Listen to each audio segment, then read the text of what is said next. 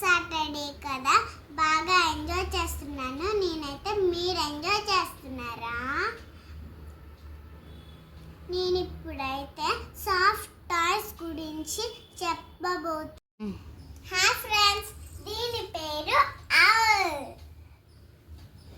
Next దాని పేరు dog. దీని పేరు డాగ్ ఎలా ఆడుస్తుంది? బౌ బౌ బౌ. డక్ ఎట్లా ఆడిచిద్ది? Quack quack. ఇదేమో డియర్. ఇదేమో మంకీ.